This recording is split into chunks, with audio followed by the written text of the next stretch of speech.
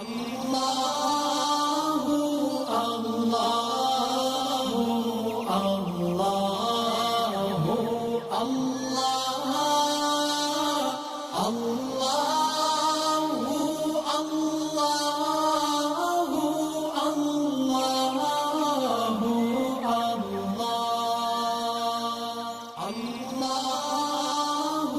بالله من الشيطان الرجيم. بسم الله الرحمن الرحيم. ولا تلبسوا الحق بالباطل وتكتموا الحق وأنتم تعلمون. وأقيموا الصلاة وآتوا الزكاة واركعوا مع الراكعين. أتأمرون الناس بالبر وتنسون أنفسكم وأنتم تتلون الكتاب أفلا تعقلون. واستعينوا بالصبر والصلاة وإنها لكبيرة إلا على الخاشعين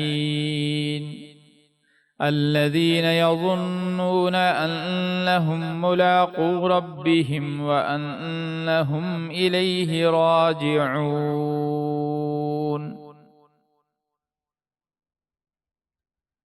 اور حق کو باطل کے ساتھ گڑ مڈ نہ کرو اور نہ حق بات کو چھپاؤ جبکہ تم اچھی طرح جانتے ہو، اور نماز قائم کرو اور زکوٰۃ ادا کرو اور رکوع کرنے والوں کے ساتھ رکوع کرو۔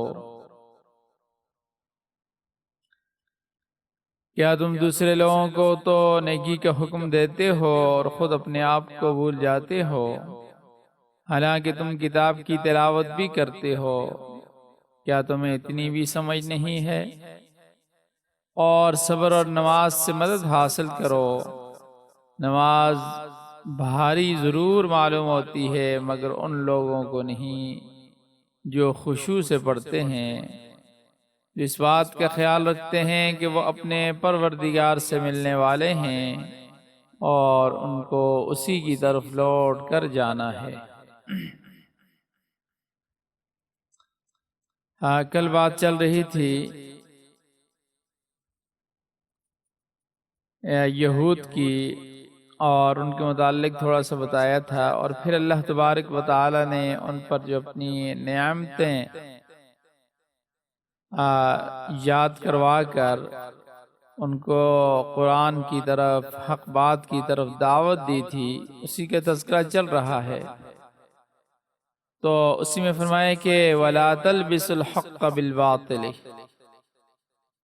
حق کو باطل کے ساتھ نہ ملاؤ، حق اور باطل کو گٹ مٹ نہ کرو، خلط ملط نہ کرو۔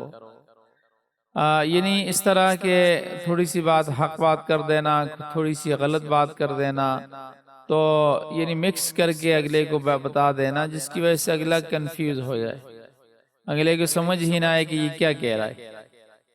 اور وَتَكْتُمُ الْحَقَّ، اور نہ چھپاؤ حق بات کو۔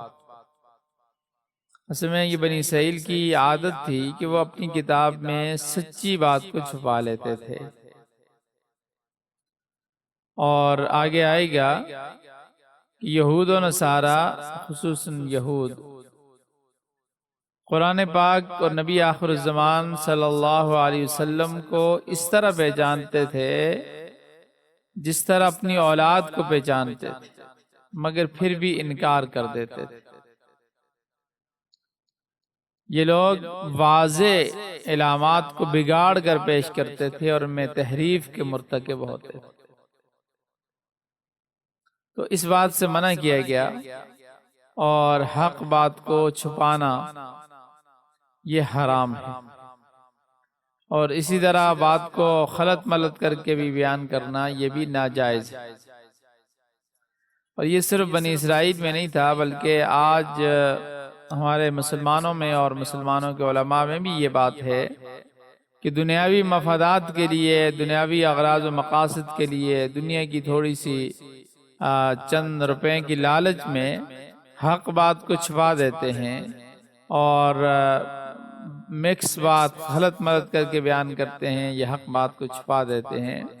تو اللہ نے فرمایا کہ حق کو باطل کے ساتھ نہ ملاؤ اور نہ حق کو چھپاؤ، وَأَنْتُمْ تَعْلَمُونَ، اور تم جانتے ہو، یعنی تم جانتے بھی ہو، یعنی جان بوجھ کر ایسا کرنا یہ حرام ہے۔ تو بہرحال ان آیات میں بنی اسرائیل کی جو خرابیاں تھیں ان کو اجمالی طور پر بیان کیا ہے۔ اب اگلے رکوع سے تفصیل کے ساتھ ایک ایک خرابی کا ایک ایک برائی کا ذکر آ رہا ہے۔ اور میں نے پچھلے درس میں بھی یہ بات ذکر کی تھی کہ یہاں پر یہ ان کے واقعات بیان کرنا، ان کی خرابیاں، ان کی برائیاں بیان کرنا، یہ صرف واقعات نہیں ہیں، بلکہ یہ ہمیں سبق ہے اور ہمیں دعوت فکر ہے کہ ہم دیکھیں کہ کہیں ہمارے اندر تو یہ خرابیاں نہیں ہیں، ہمارے اندر تو یہ برائیاں نہیں ہیں، ہم اپنے آپ کو ان چیزوں سے بچانے کی کوشش کریں۔ اب اگلی آیت میں جو بات بیان کی گئی ہے، آپ اس کو اس طرح سمجھیں کہ دو بیماریاں اس قسم کی ہیں جس کی وجہ سے انسان حق بات سے، خیر کی بات سے، اچھائی کی بات سے دور رہتا ہے، محروم رہ جاتا ہے۔ ایک حب جاہ اور ایک حب مال، یعنی اپنے مقام مرتبے، کسی کو مقام اور مرتبے کی محبت، اور حب مال یہ ہے کہ مال کی بیماری، مال کی محبت، شدید محبت۔ یہود میں دونوں باتیں پائی جاتی تھی، کیونکہ یہ مدینہ کے اطراف میں رہنے والے جو اہل کتاب یعنی یہود جو تھے، یہ نسلی برتری میں مبتلا تھے۔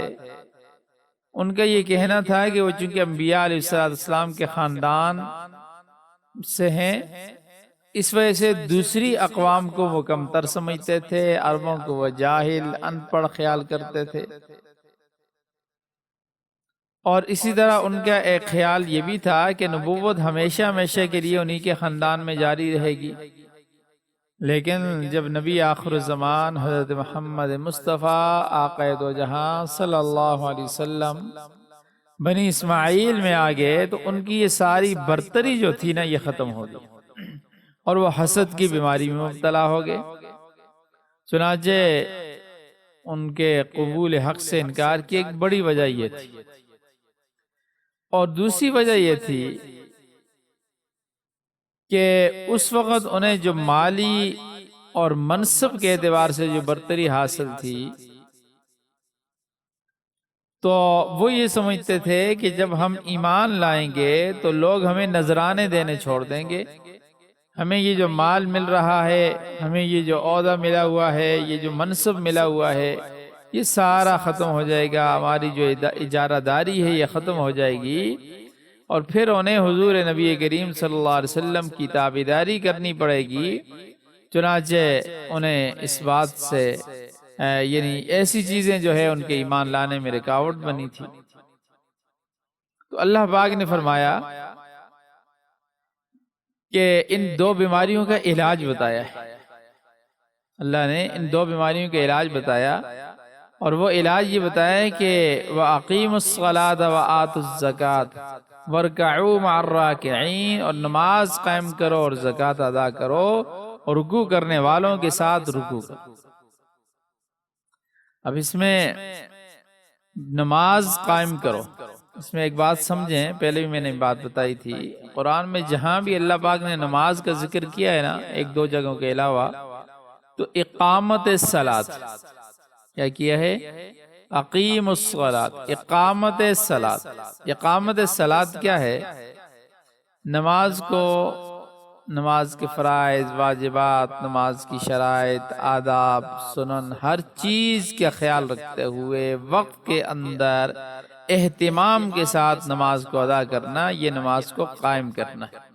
اللہ نے نماز کو قائم کرنے کا حکم دیا ہے، اور پھر جو نماز کے فضائل ہیں نا کہ ان الصلاۃ تنہی عن الفحشاء والمنکر، اور پھر نماز روزی میں برکت کا ذریعہ ہے، نماز پریشانیوں سے نجات کا ذریعہ ہے، اور بہت سے جو فضائل ہیں وہ اس نماز پر ہیں جب نماز کو قائم کیا جائے۔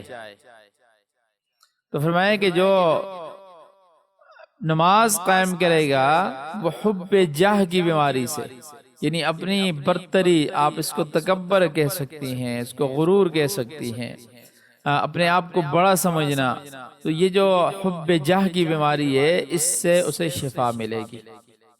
کیونکہ جب سب کے ساتھ کھڑا ہوگا، نماز میں اللہ اکبر کہے گا، تو ذہن میں یہ آئے گا کہ سب سے بڑی ذات تو اللہ کی ذات ہے، میری ذات سب سے بڑی نہیں ہے، میرا منصب کچھ بھی نہیں ہے، میرا عہدہ کچھ بھی نہیں ہے، سب سے بڑی ذات وہ اللہ کی ذات ہے۔ اور حب مال کی بیماری کو دور کرنے کے لیے زکوٰۃ کا بیان کہ زکوٰۃ ادا کرو۔ اس میں بہت سی حکمتیں ہیں، اس میں سے ایک یہ بھی ہے کہ بخل دور کرنا، یہ جو کنجوسی ہے نا، مال کو سمیٹ سمیٹ کر اس کے اوپر سانپ بن کر بیٹھا ہوا ہے، اس کو دور کرنا، اس بیماری کو۔ ظاہر سی بات ہے جب کوئی شخص ہر سال مال کی زکوٰۃ ادا کرے گا تو بخل کی لعنت سے پاک ہو جائے گا۔ اور پھر یہ بھی نہیں ہے صرف کہ مقررہ زکوٰۃ ادا کرنا، بلکہ کیا فرمایا، لن تنالوا البر حتی تنفقوا مما تحبون، کہ تم اپنی پسندیدہ چیز اللہ کے راستے میں خرچ کرو، تم اپنی پسندیدہ چیز اللہ کے راستے میں خرچ کرو۔ تو ظاہر سی بات جو آدمی یہ کرے گا اس سے یہ بیماری حب مال کی بیماری بھی دور ہو جائے گی۔ اور پھر فرمایا وَارْكَعُوا مَعَ الرَّاكِعِينَ، اور رکوع کرو رکوع کرنے والوں کے ساتھ۔ یہاں پر رکوع بول کر پوری نماز مراد لی، اور مطلب یہ ہے کہ جماعت، مردوں کے لیے جماعت کے ساتھ مل کر نماز ادا کرو۔ اس لیے ہمارے ہاں یعنی احناف کے ہاں تقریباً یہ وجوب کا درجہ رکھتی ہے، اور اگر واجب نہیں بھی تو سنت مؤکدہ، اور سنت مؤکدہ میں سے بھی وہ سنت مؤکدہ جو سب سے اہم ہے، جماعت کے ساتھ نماز کا ادا کرنا۔ اور بلکہ ایسی سنت مؤکدہ ہے کہ اگر اسے جماعت کو مرد کے لیے بغیر عذر کے چھوڑ دے تو انسان منافقوں میں شمار ہونے لگتا ہے، منافقوں میں شمار ہونے لگتا ہے۔ اور پھر یہاں پر رکوع کا ذکر کس لیے کیا، کیوں کیا، اس کی کیا وجہ ہے؟ مفسرین نے فرمایا کہ اصل میں یہاں پر یہ بتانا مقصود ہے کہ ایمان لاؤ، تو ایمان لانے کے بعد رسول اللہ صلی اللہ علیہ وسلم اور صحابہ کے ساتھ مل کر نماز پڑھو، کیونکہ یہودیوں کی نماز میں رکوع نہیں تھا، صرف سجدہ ہی ہوتا تھا، اس لیے یہ حکم ہوا کہ رکوع بھی کرو۔ اور مع الراکعین، اب اس سے یعنی یہی مراد ہے کہ نماز باجماعت، کیونکہ اس کے بہت سے فائدے ہیں، بہرحال بہت سی حکمتیں ہیں۔ تو یہ ہے کہ دونوں چیزیں جب ہوں گی، نماز اور زکوٰۃ کا اہتمام ہوگا، اس کی وجہ سے انسان کے اندر یہ دو بیماریاں حب جاہ اور حب مال کی بیماری ختم ہوگی۔ اور جب یہ بیماریاں ختم ہوں گی تو پھر انسان کے لیے حق بات کا قبول کرنا، صحیح بات کا قبول کرنا، خیر کی طرف آنا، اچھائی اور بلائی کی طرف آنا انسان کا آسان ہو جائے گا۔ اگلی آیت میں بھی یہودیوں کی ایک بیماری کا ذکر ہے۔ فرمایا کہ تأمرون الناس بالبر، کیا تم لوگوں کو نیکی کا حکم دیتے ہو، وتنسون انفسکم، اور اپنے آپ کو فراموش کر دیتے ہو، وانتم تتلون الکتاب، حالانکہ تم کتاب پڑھتے ہو۔ مقصد یہ ہے کہ جس نیکی کی طرف تم دوسروں کو دعوت دیتے ہو، خود جانتے بوجھتے بھی اس پر عمل نہیں کرتے۔ ظاہر سی بات ہے، یہودی تورات کے عالم تھے، وہ لوگوں کو تورات کے اندر جو نبی آخر الزمان کی صفات، نشانیاں آئی تھی وہ بتاتے تھے بعض دفعہ، اور خاص طور پر نبی صلی اللہ علیہ وسلم کے آنے سے پہلے تو بڑے واضح اور دعوے کے ساتھ بتاتے تھے، اور بڑے خوش ہو کر بتاتے تھے کہ آخری، بلکہ مشرکین سے کہتے تھے کہ آخری نبی آنے والا ہے، اس کے ساتھ مل کر ہم تم سے لڑیں گے اور اپنے بدلے تم سے لیں گے، اور اللہ ہمیں فتح دے گا۔ اور اسی طرح یہودی جو بعض علماء تھے، ان کے وہ رشتہ دار جو مسلمان تھے، تو اپنے رشتہ داروں کو کہا کرتے تھے کہ تم جس شخص پر ایمان لائے ہو وہ بلا شبہ سچا اور آخری نبی ہے، اس کا دامن کبھی نہ چھوڑنا، اس کے ساتھ کبھی نہ چھوڑنا۔ لیکن خود ایمان نہیں لاتے تھے، اور خود ایمان نہ لانے کی وجہ میں نے ابھی بتائی کہ جو ان کے مالی فوائد تھے، جو نذرانے ان کو ملتے تھے، جو ان کو فائدے دنیاوی تھے اور اجارہ اقداری تھی وہ ضائع ہو جاتے۔ اسی کے متعلق فرمایا کہ دوسروں کو تلقین کرتے اور خود کو فراموش کر دیتے ہو، محض دنیاوی لالچ کے بدلے جہنم کے انگارے خریدتے ہو، جہنم خریدتے ہو۔ تو یہاں پر اگرچہ یہ تذکرہ یہود کا ہے، لیکن الفاظ کے اعتبار سے، معنی اور مفہوم کے اعتبار سے یہ آیت سب کے لیے، ہمارے لیے بھی ہے۔ اس وجہ سے میں نے پہلے بھی یہ کہا کہ یہ قرآن صرف پچھلوں کے لیے واقعات بیان کرنے کے لیے نہیں، بلکہ ہماری رہنمائی کے لیے ہے۔ اس لیے اگر ہم میں سے بھی کوئی اس طرح کرے گا تو اس کے لیے بھی بڑی وعید ہے۔ حضور علیہ السلام نے فرمایا کہ معراج کی رات میرا گزر ایسے لوگوں پر ہوا جن کے ہونٹ جہنم کی قینچیوں سے کاٹے جا رہے تھے۔ میں نے جبرائیل امین سے پوچھا کہ یہ کون لوگ ہیں؟ تو جبرائیل امین نے بتایا کہ حضور صلی اللہ علیہ وسلم یہ آپ کی امت کے خطیب ہیں، جو لوگوں کو امر بالمعروف یعنی نیکی کو حکم کرتے تھے مگر اپنے آپ کو فراموش کر دیتے تھے۔ اور ایک روایت میں آتا ہے کہ جہنم میں ایک شخص ایسا بھی ہوگا جس کے بدلے جس کی بدبو سے جہنم والے بھی بیزار ہوں گے۔ لوگوں نے عرض کیا حضور صلی اللہ علیہ وسلم ایسا بدبخت شخص کون ہوگا؟ تو آپ نے فرمایا کہ وہ صاحب علم شخص، وہ عالم جو اپنے علم سے فائدہ نہیں اٹھاتا۔ اور ایک روایت میں آتا ہے کہ قیامت کے روز ایک شخص کو لایا جائے گا اور اسے اس حالت میں جہنم رسید کیا جائے گا، جہنم میں پھینکا جائے گا کہ اس کی آنتیں، اس کی اوجڑی پیٹ سے نکل کر نیچے کی طرف لٹک رہی ہوگی، اور وہ گدھے کی طرح چکر لگائے گا، اور لوگ اس کے ارد گرد جمع ہو جائیں گے اور پوچھیں گے کہ فلاں تجھے کس مصیبت کی وجہ سے یہ مصیبت پڑ گئی، اور تجھے یہ مصیبت کس طرح پہنچی؟ حالانکہ تو لوگوں کو نیکی کو حکم دیتا تھا اور برائیوں سے منع کرتا تھا۔ تو وہ کہے گا ہاں میں تم کو نیکی کا حکم کرتا تھا مگر خود نیکی نہیں کرتا تھا، تمہیں برائیوں سے منع کرتا تھا مگر خود باز نہیں آتا تھا، اس لیے مجھے آج یہ سزا مل رہی۔ اب اس بات سے کیا یہ سمجھا جائے کہ بے عمل یا فاسق کے لیے دوسروں کو واعظ و نصیحت کرنا جائز نہیں ہے؟ بہت سے لوگ یہی بات سمجھتے ہیں اور ایسا ہی کہتے بھی ہیں کہ جو شخص کسی گناہ میں مبتلا ہو وہ دوسروں کو اس گناہ سے باز رہنے کی تلقین نہ کرے۔ حالانکہ ایسی بات نہیں، یہ بات سمجھنے کی ہے۔ ہمارے معاشرے میں عام طور پر یہ ہوتا ہے کہ اگر کوئی آدمی کسی گناہ کے اندر مبتلا ہو، وہ کسی دوسرے کو نیکی کو حکم دے دے تو اگلا اس کو تانا دیتا ہے کہ خود تو اپنے آپ کو دیکھو، خود کیا کرتے ہو اور دوسروں کو دیتے ہو۔ یہ بات سمجھیں کہ ایک نیکی چھوڑنے سے یہ ضروری نہیں ہوتا کہ دوسری نیکی بھی چھوڑ دی جائے، کیونکہ دیکھیں کوئی اچھا عمل یہ ایک الگ نیکی ہے، اور اس اچھے عمل کی تبلیغ کرنا، دوسرے کو دعوت دینا، یہ دوسری مستقل نیکی ہے۔ جیسے ایک شخص اگر نماز نہیں پڑھتا، اب اس کے لیے یہ ضروری نہیں ہے کہ وہ روزہ بھی چھوڑ دے، کہ اب نماز نہیں پڑھتا تو روزے کے کیا فائدہ۔ بعض لوگ کہتے ہیں نا اس کی روزے کے کیا فائدہ، نماز تو پڑھتا نہیں۔ اب کوئی آدمی اگر نماز پڑھتا ہے اور خدا نخواستہ وہ کاروبار کے اندر حرام خوری کرتا ہے تو لوگ کہتے ہیں اس کی نماز کا کیا فائدہ۔ نہیں، ایسی بات نہیں۔ دیکھیں اب یہ ضروری نہیں ہے کہ ایک آدمی اگر ایک گناہ کے اندر مبتلا ہے تو وہ اب کوئی نیکی بھی نہ کرے، دونوں الگ الگ باتیں ہیں۔ اسی طرح کسی ناجائز فعل کا ارتکاب یہ ایک الگ گناہ ہے، ٹھیک ہے، ایک آدمی کوئی غلط کام کر رہا ہے تو یہ گناہ ہے، لیکن اسی طرح اس کے ماتحت جو لوگ ہیں، اس کے ماتحت جو لوگ ہیں، مثلا جو گھر کا بڑا ہے وہ کسی گناہ کے اندر مبتلا ہے،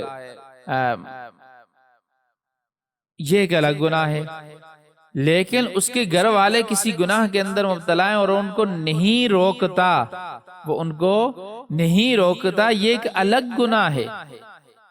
اب ایک گناہ کرنے سے یہ لازم تو نہیں آتا نا کہ دوسرا گناہ بھی کیا جائے.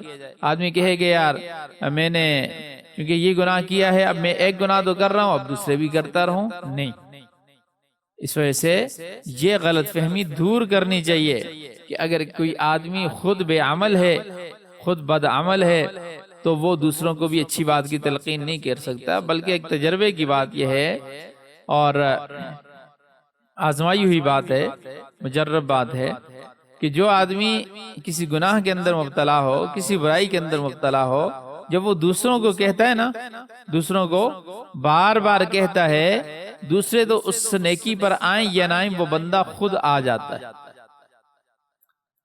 اس وجہ سے اگر انسان کسی گناہ کے اندر مبتلا بھی ہو تو اس کی وجہ سے دعوت کے کام، دوسروں کو نیکی کے کہنے کا کام نہیں چھوڑنا چاہیے، اور نہیں یہ طعنہ دینا چاہیے کہ تم تو خود تو کرتے نہیں اور دوسروں کو دیتے ہو، کیونکہ دونوں ایک الگ الگ نیکی ہیں اور گناہ بھی جو ہے وہ الگ الگ ہیں. تو ایک نیکی کے کرنے کی، ایک نیکی کو چھوڑنے کی وجہ سے دوسری، یہ نہیں کہ اب ساری نیکیوں کو چھوڑ دیں، یا ایک گناہ کرنے کی وجہ سے اب سارے گناہ کرنا شروع کر دیں. نہیں، کم از کم ایک آدمی ہے، دیکھیں فرق تو ہے نا. ایک آدمی ہے وہ 2 گناہ کر رہا ہے، 2 برائیاں کر رہا ہے، اور ایک آدمی ہے وہ 1 برائی کر رہا ہے اور ایک سے اپنے آپ کو بچا رہا ہے. اب بہتر تو وہ ہوا نا جو کم از کم اپنے آپ کو ایک سے بچا رہا ہے، اور انشاءاللہ جو ایک سے بچا رہا ہے، اللہ پاک اسے یہ بھی توفیق دے دیں گے کہ وہ دوسرے سے بھی اپنے آپ کو بچا لے. بہرحال فرمایا ہے کہ افلا تعقلون، کیا تم میں عقل شعور کا مادہ نہیں ہے، کیا تم سمجھتے نہیں ہو؟ اور پھر فرمایا واستعینوا بالصبر والصلاۃ، یعنی مدد طلب کرو صبر اور نماز کے ساتھ. صبر اور نماز کو اختیار کرو گے تو برائیوں سے دور ہو جاؤ گے. حب مال اور حب جاہ کے علاج بھی تم صبر کے ساتھ کر سکتے ہو. نماز پڑھو گے عاجزی اور انکساری پیدا ہوگی، اور اس میں ویسے بیماریوں کے لیے شفا ہے. پھر اگر یہ کہا جائے کہ بھئی یہ تو خود ہی بڑے مشکل کام ہے، نماز پڑھنا، ظاہر سی بات ہے نماز کا اہتمام کرنا، سردی میں گرمی میں، صبح کی نیند ہے اس کو قربان کرنا، تو نماز کا اہتمام کرنا یہ خود ایک بڑا مشکل کام ہے. تو اللہ پاک نے فرمایا کہ ہاں یہ مشکل ہے. فَإِنَّهَا لَكَبِيرَةٌ، بے شک یہ نماز بڑی بھوجل ہے، بھاری ہے، مگر کس پر؟ إِلَّا عَلَى الْخَاشِعِينَ، مگر عاجزی کرنے والوں کے لیے، یعنی عاجزی کرنے والوں کے لیے، خشوع کرنے والوں کے لیے، خشوع کے ساتھ نماز پڑھنے والوں کے لیے یہی نماز راحت کا ذریعہ بنتی ہے، یہی نماز سکون کا ذریعہ بنتی ہے. حدیث شریف میں آتا ہے حضور علیہ السلام کو جب کوئی پریشانی لاحق ہوتی تو نماز کی طرف رجوع کرتے تھے. آج ہم پر تھوڑی سی کوئی پریشانی آ جائے، کسی کا ماتم ہو جائے، کوئی ایسی بات ہو جائے، نماز بھول جاتے ہیں، نماز چھوڑ دیتے ہیں، حالانکہ وہ اللہ کی رحمت کی طرف متوجہ ہونے کا وقت ہوتا ہے. کیونکہ نماز سے اللہ کے ساتھ جو تعلق ہے وہ مضبوط ہوتا ہے، اور انسان کا تعلق اللہ کی ذات کے ساتھ جس قدر مضبوط ہوگا اسی قدر مشکلات کم ہوں گی. انسان کو مصائب کا احساس اسی وقت ہوتا ہے جب اس کا تعلق اللہ کے ساتھ کمزور ہوتا ہے.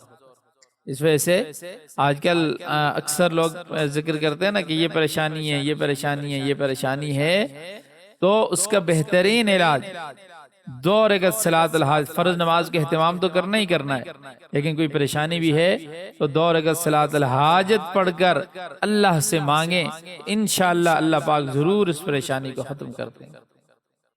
اور اس کے علاوہ نماز جو ہے نا ظاہری بیماریوں کے لیے بھی شفا کا ذریعہ ہے. ایک روایت میں آتا ہے حضرت ابو ہریرہ رضی اللہ تعالیٰ نے ایک دفعہ پیٹ کے درد میں مبتلا تھے اور شدید درد تھا. حضور صلی اللہ علیہ وسلم وہاں سے گزرے تو فرمایا کہ کیا تمہارے پیٹ میں درد ہو رہا ہے؟ تو حضرت ابو ہریرہ نے عرض کیا کہ نعم یا رسول اللہ صلی اللہ علیہ وسلم، جی ایسا ہی ہے. آپ نے فرمایا کہ قم فصل فإن الصلاة شفاء، اٹھو اور نماز پڑھو، اس میں بھی اللہ تعالیٰ نے شفا رکھی. چنانچہ حضرت ابو ہریرہ رضی اللہ تعالیٰ نے نماز پڑھی تو پیٹ کا درد دور ہو گیا، اللہ تعالیٰ نے شفا عطا کر دی. لیکن ہمارا کیا ہے، تھوڑی سی بیماری آئی نماز ہی غائب، نماز ہی چھوڑ دیتے ہیں. تھوڑا سا غم آیا نماز ہی چھوڑ دیتے ہیں، خوشی آئی نماز ہی چھوڑ دیتے ہیں. حالانکہ یہ موقع تو ایسے ہیں کہ ان موقعوں پر تو اور زیادہ تاکید ہے نماز کی طرف متوجہ ہونے کی۔ اور پھر یہ بھی فرمایا کہ وہ عاجزی کرنے والے، خشوع کرنے والے کون ہیں؟ الذین یظنون، جو یقین کرتے ہیں، انہم ملاقو ربہم، کہ وہ اپنے پروردگار سے ملاقات کرنے والے ہیں، کہ وہ اپنے پروردگار کی طرف سے ملاقات کرنے والے ہیں۔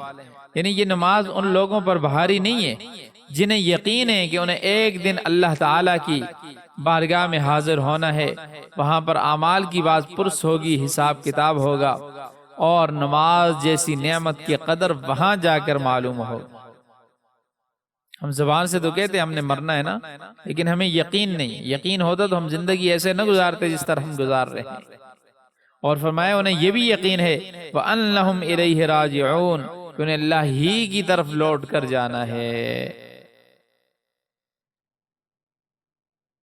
چونکہ عاجزی کرنے والوں کا ان باتوں پر یقین ہے، اس لیے وہ نہایت خوشی اور ذوق شوق کے ساتھ نماز پڑھتے ہیں، اہتمام کے ساتھ نماز پڑھتے ہیں، ان پر یہ نماز بھاری نہیں ہوتی۔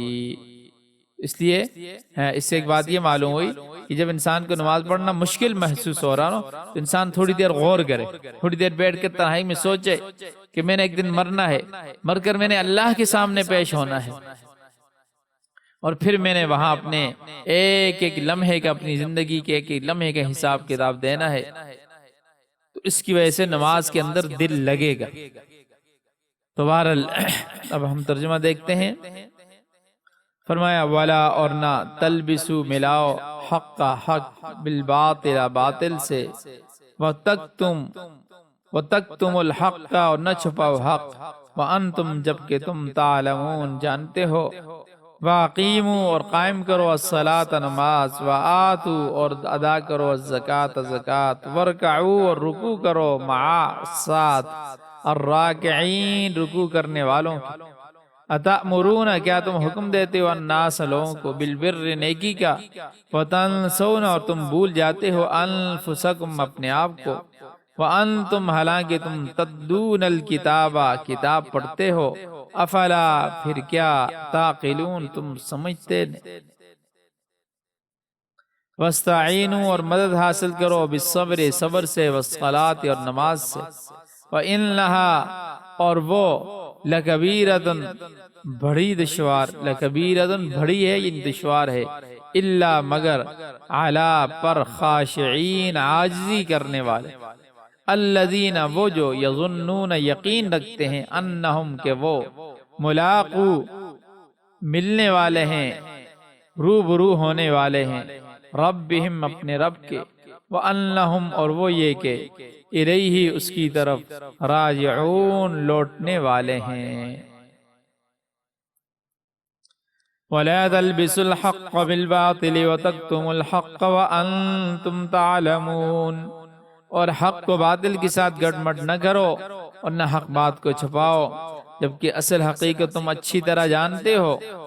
وَأَقِیمُوا الصَّلَاةَ وَآتُوا الزَّکَاةَ وَارْکَعُوا مَعَ الرَّاکِعِینَ، اور نماز قائم کرو، اور زکوٰۃ ادا کرو، اور رکوع کرنے والوں کے ساتھ رکوع کرو۔ اتأمرون الناس بالبر وتنسون انفسکم وانتم تتلون الکتاب، کیا تم دوسرے لوگوں کو تو نیکی کا حکم دیتے ہو اور خود اپنے آپ کو بھول جاتے ہو، حالانکہ تم کتاب کی تلاوت کرتے ہو۔ افلا تعقلون، کیا تمہیں اتنی بھی سمجھ نہیں؟ واستعینوا بالصبر والصلاۃ، اور صبر اور نماز سے مدد حاصل کرو۔ وَإِنَّهَا لَكَبِيرَةٌ إِلَّا عَلَى الْخَاشِعِينَ، نماز بھاری ضرور معلوم ہوتی ہے مگر ان لوگوں کو نہیں جو خشوع یعنی دھیان اور عاجزی سے پڑھتے ہیں۔ الذین یظنون انہم ملاقو ربہم وانہم الیہ راجعون، اور جو اس بات کا خیال رکھتے ہیں کہ وہ اپنے پروردگار سے ملنے والے ہیں اور ان کو اسی کی طرف لوٹ کر جانا ہے۔ صدق اللہ العظیم۔